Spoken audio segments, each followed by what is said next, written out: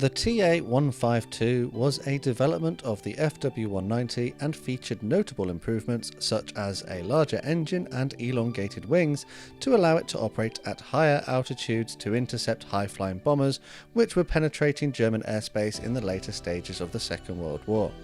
Hello everyone, I'm Matt, this is Model Minutes, and today I'm building the Revell Ta152H plastic model kit in 1/72nd scale, which I'm sure you'll agree is not one of the best model kits available on the market today.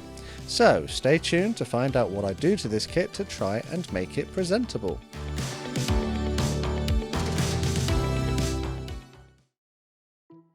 For a closer look at the contents of this kit, check out the full unboxing standalone video I made on that topic. In this video I'll be focusing on how the kit builds up, my skills, and finishing the build off with a review at the end. I'll put a list of products I used during this build on the screen now to give you an idea of the kind of colours and things you might need if you want to have a go at this one yourself. So without any further ado, let's start building. During this build I will cut the parts from the sprue with my cutters and then sand down any rough areas or excess flash with some files. I'm going to start work on the pilot figure. It's a very crude representation, so I'm not going to go crazy on this guy. Revell Ta152 bluish grey matte acrylic was the colour I chose to use as the overall uniform colour, simply applied to the figure straight from the pot. Humbrol 62 leather acrylic was then brushed onto the boots, gloves, life vest and flying helmet of the figure. Tamiya flesh acrylic was carefully applied to the exposed skin on the face of the pilot. And that's the pilot done. I didn't see the point in going any further as the moulding is poorly detailed. Moving on to the fuselage of the model. I used Tamiya extra thin cement to glue the pilot's chair onto its mounting points in the cockpit. This, other than the pilot, is the only cockpit detail you'll find in this kit, so it's time to get some paint on this cockpit area. Fortunately, I have the perfect product for this. I've recently picked up this Vallejo Model Air Luftwaffe colour set, which has most of the colours I'll need for this particular model. It's thanks to my patrons and channel members on screen now that I can afford to buy new paints and things to try out in my videos, so a massive thank you to these guys on screen. If you'd like to find out more about how to get involved and how to join these guys on screen, take a look at the links in the description. The first paint I used from the set was the RLM 66 black grey paint, and whilst this is designed to be airbrushed straight from the bottle, instead I chose to simply apply it to the cockpit area with a brush, seeing as it isn't really going to be seen when the model is finished. With that done, a little paint was scraped from the pilot's chair and the pilot was glued into place. The two fuselage halves could then be cemented together. The fit is generally okay, but it did take some pressure and careful adjustments to make sure it all lined up correctly as the glue cured. I then glued the engine onto the nose of the model. This does mean that because I've done this now, the propeller won't spin, but I'll talk about that a bit more later. The air intake comes in two parts, which was simply glued together and then cemented into place on the side of the nose. Because I want to display more of my models flying, I decided to drill out some 2mm holes in the bottom of the wing part to accommodate a 3D printed display stand. I then glued what I thought was the cannons into their slots in the bottom of the wings. Plot twist, these aren't the cannons but are actually parts of the landing gear, but I'll realise and fix that later. The upper and lower wing halves could then be glued together. The horizontal tail surfaces were cemented into their slots in the tail of the model. The landing gear covers were then glued into the closed position on the bottom of the wings. Now, the wing assembly can be added onto the fuselage. The fit was a bit tight, but with some gentle pressure it would snap into place. The pilot's headrest was cemented at the rear of the cockpit, and then some more of the RLM 66 paint from earlier was used to blend it in with the rest of this area. Here I realised the wrong parts were indeed used for the cannons in the wings. I noticed because they are way too long, so I carefully removed them and then glued the correct parts into place. In hindsight though, I could have just snipped the parts I previously used to the correct length, because the actual gun parts are not much more detailed. The tail wheel was then glued into place in the raised position. The spinner was glued onto the propeller. Interestingly, if you follow the instructions, the prop will be glued in backwards. This is a design fault with the kit. The canopy was masked in my normal way using thin strips of tape. Some Humbrol clear fix was then applied to the clear part and it was added to the model.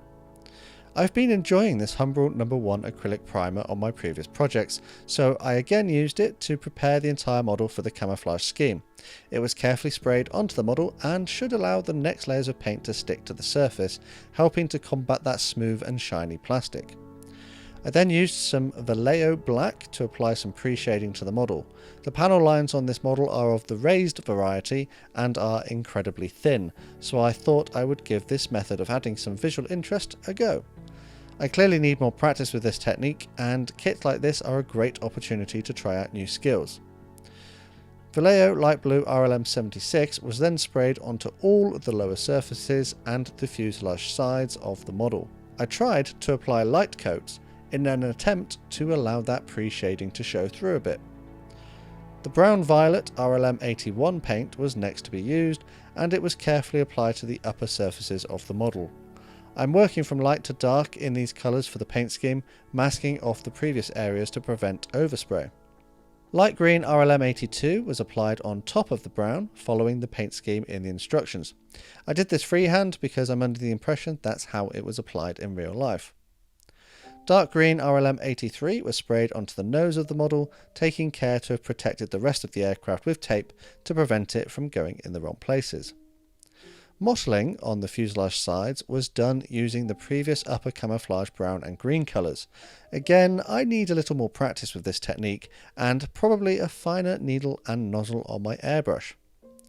Intermediate green was carefully painted onto the spinner on the prop, and then this was followed by applying black green RLM 70 onto the blades of the propeller. This gloss varnish was then thinned down with a little water and applied to the model to create a nice smooth layer for the application of decals in the next step.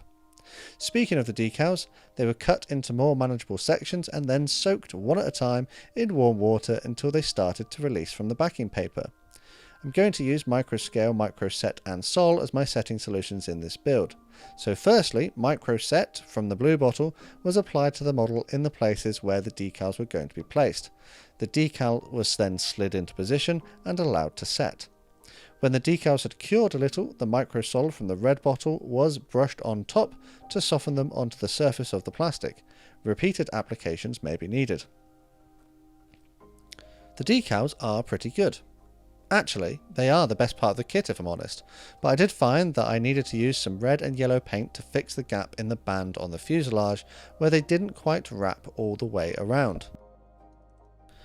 With all the decals now cured, K-Colors matte varnish was sprayed onto the model to seal and protect those transfers and also dull down that previous gloss coat and give a uniform finish to the model. I painted the barrels of the guns with some gunmetal paint, then mixed in some gold with the gunmetal to make a slightly more burnt colour for the engine exhausts. The exposed area of the tail wheel was then carefully painted with some black paint, and then it was time to add the final details. This aerial on the bottom of the model was glued into place, as was this circular one on the fuselage. The propeller was cemented onto the nose of the model, and then the canopy mask was carefully removed. And that's it! My build of the Revell Ta152 in 1/72 scale is now complete.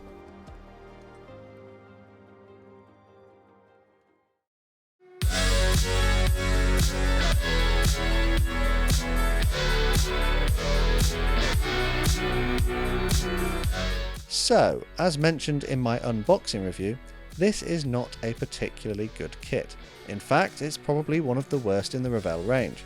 Whilst the parts do fit together fairly well on the whole, the details are lacking, the propeller is designed wrong and would be glued in backwards if you follow the instructions, and generally the quality is just a bit poor. For a kit that, at the time this video was edited, is still being sold as part of the main Revell range for around £6 or so here in the UK, it just seems really bad. The reason I say this is because the tooling for this kit actually dates from 1968 when it was part of the Frog range, but Revell makes no effort to let you know that this is an old tooling and it's dressed up on the box to make it look newer than it actually is. This is a fairly misleading practice in my opinion, and I will call manufacturers out for it if they continue to do it. Fortunately, quite a few companies are starting to put tooling dates on their boxes or put older tooled kits in different ranges to make it a bit more obvious. I guess Revell hasn't quite got that memo yet though. The only saving grace really are those decals, being really well printed and applying to the model quite nicely as well.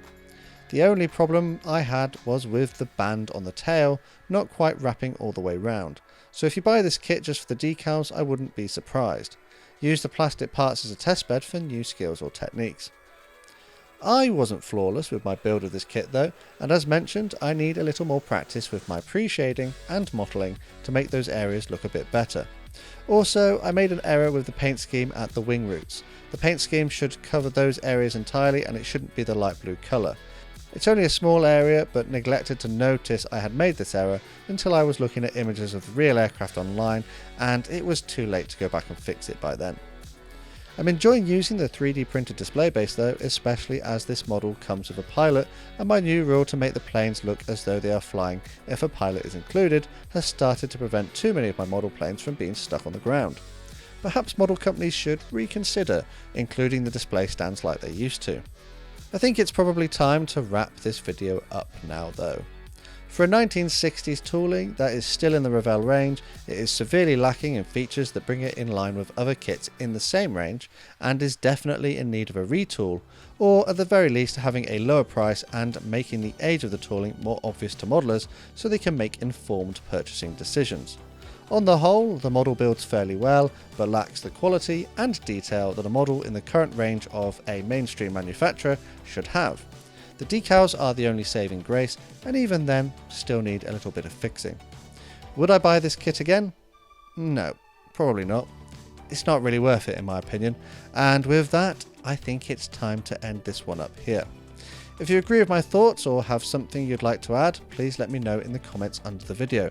If you're new here and would like to see more videos like this, please subscribe and turn those notifications on so you don't miss any uploads. If you enjoyed this video and found it helpful, dropping a like would be greatly appreciated.